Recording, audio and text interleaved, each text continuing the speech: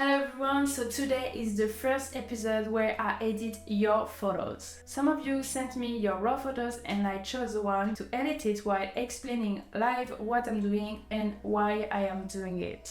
That's a great way to learn different techniques at once. Some steps are going to be sped up because I know that you guys don't like videos that are way too long, so I'm going to explain what I'm doing and then speed up the process. So let's get started. Okay, so I just opened a photo from Robin. It's in Italy, I'm not sure where exactly. I'm gonna think about what I can do here. Well, I like the colors of the buildings. I think we can do something great. There's so much people there though. I usually go to shoot at times where I don't see anyone. Well, the reason is it saves time for cleaning and also the light is usually better. I mean, at least that's what I do with my style because it's usually sunrise, sunset and dark images, so yeah. I don't know, here I can imagine a kind of sunset mood. So I'm gonna change the temperature to something with more sun. Maybe I could have some light coming from this side, the left side. I'm trying to check shadows. Where are the shadows? So, you know, if the shadows are on the left side, that means the sun is coming from the right. So you need to check that to be sure that you're not messing with the actual light of the image.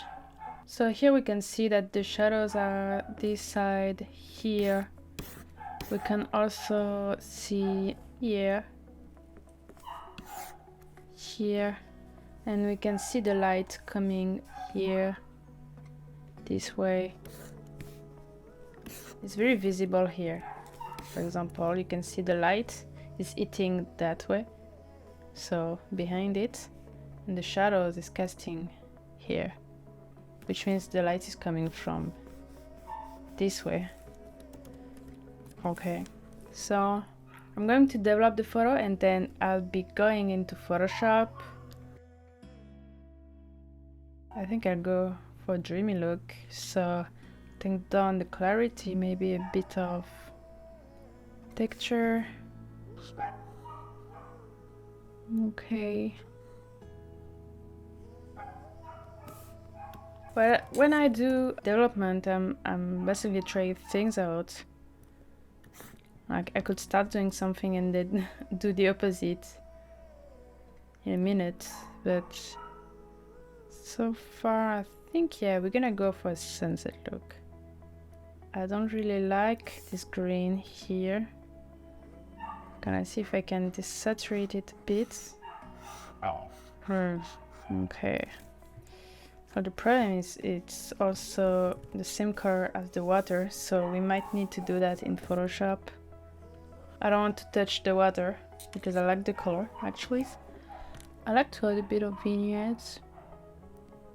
I sometimes do it at the end and sometimes from the beginning. Depends. Here I'm going to create some light coming from here. I don't want to see the overlay.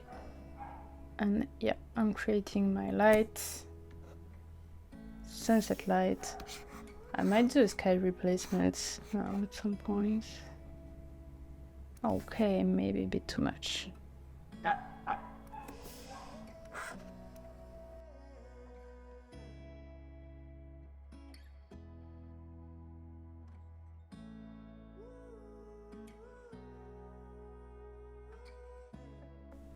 And now I'm gonna go into Photoshop, so I click on Open Objects. I always open in Photoshop as an object because I can always come back to Camera Raw and edit what I did. If I go straight to Open without it being open as object, then I can't go back to this step, and I like to edit in a non-destructive way. So yeah, I would always recommend you to go to Open Objects. Okay, so as you can see here, so it's a smart object, which means if I double click it, you can see all my adjustments are here, and that's what we want. So I'm here in Photoshop, and what I'm thinking is do a bit of cleaning. So I'm gonna clean everything that is disturbing. I'm usually a bit crazy about cleanings. I clean every details. Yeah, let's see. I might be a bit less crazy here. I don't need to do something perfect like my style, because I'm not actually editing my style here. So I'm using the healing brush tool. I'm actually gonna change with the spot healing brush tool, that'll be easier. For portrait photography, I usually use the healing brush tool, but for street or for travel, I like to use the spot healing brush tool. It looks better and it's faster, in my opinion. When it comes to skin, it's always like, it's not always perfect. It's sometimes disrupting the skin texture, which we don't want.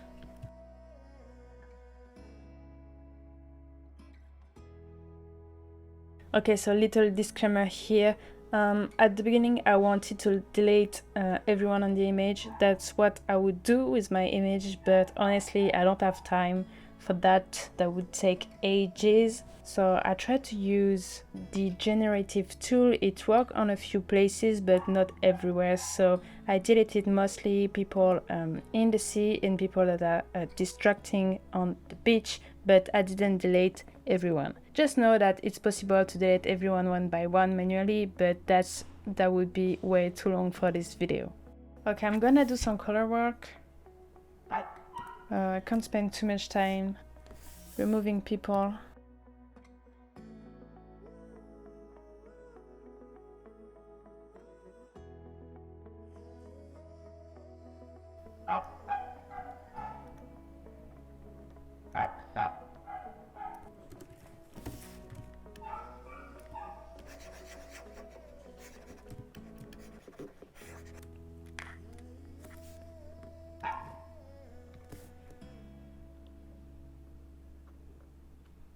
So I'm using a curve to add some contrasts. Okay, nice. And then green. Kinda want to desaturate those greens. Okay, I might do that with the selective color tool. Here I'm gonna add some blue in the shadows, and yellow in the highlights. Okay, yeah, selective color, green. Let's see.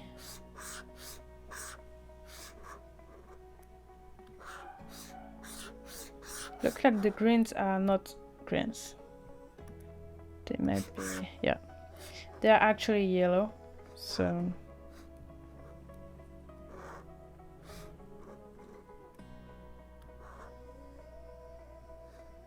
So this part here, I saw that there was kind of blue and not a yellow, so that's why I went to the blue channel. We'll reduce the opacity. I think it's a bit too much. Okay. Okay, that's what we did so far.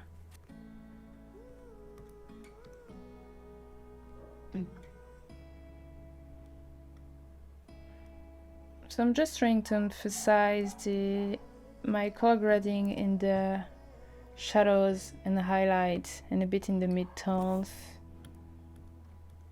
Gives a nice look, I think. Okay, so I'm gonna add some I don't know, some atmosphere. So let's see. I'm gonna add some fog around the clouds. Okay.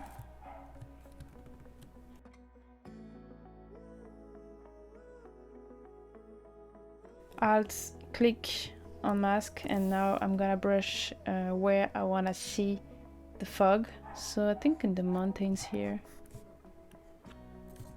So much. I'm going to 50% flow. I'm adding a solid color with like kind of a sun color. I'm gonna add it on the soft light blending mode, Command I, so I invert it, and then I take the gradient, this one. I don't know what's the name, the circle gradient, I don't know, and then I'm gonna make something like this.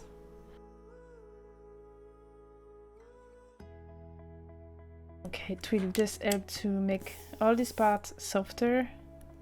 So I removed the fog. I think that wasn't very necessary. I'm going to brush on the side to create vignettes. I'm gonna sample a dark point like this one, for example, make it a little darker, maybe 5% flow, and brush the side.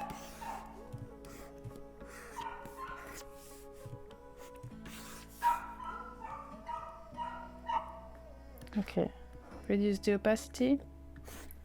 Now before and after. Okay.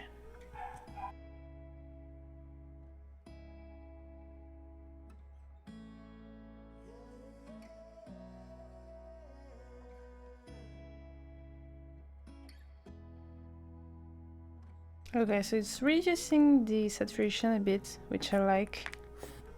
Let's see, before and after. Now I'm gonna merge all my layers, turn it into a smart object, and go back to camera raw. Give it final adjustments.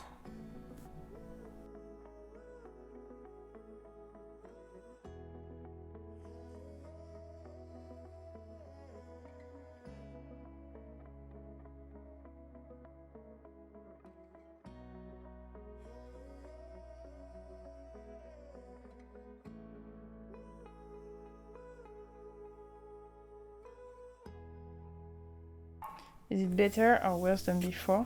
This is the question. I think I might overdid it here. Okay, I'm going to reduce the opacity a bit. I think it's too much.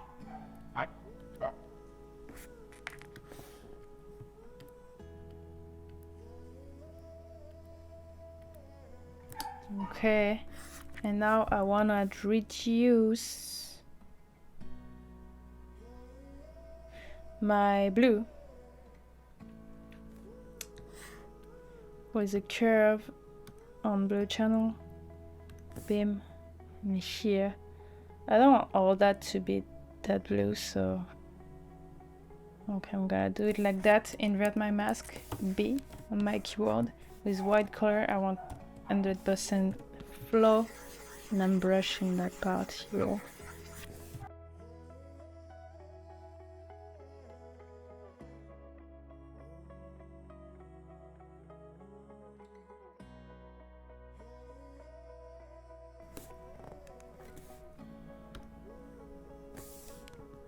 Going to sharpen a bit the image, not everywhere, because that was what I wanted, to have a very dreamy look.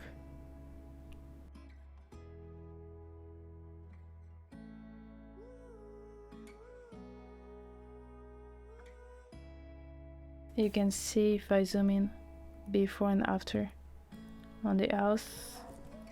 It will help the eyes to focus on that part.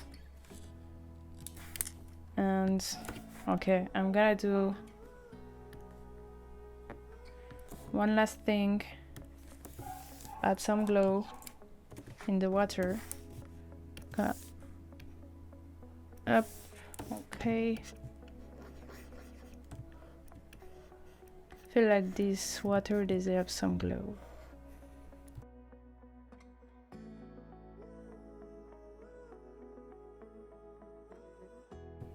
So this is before and after in Photoshop, and new smart object via copy, so we can see the before and after without the development. Reset to default. Okay. Bye. Okay, so this is before and after. Before and after.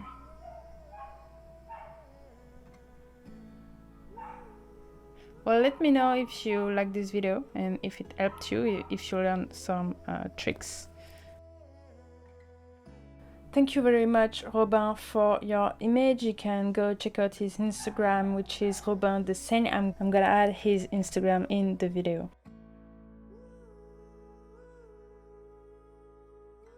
Let me know if you like this new series of video, and if you do, please send me your raw photos for the next video. You can send me your photos at contact@louimag'in.com. See you in the next video.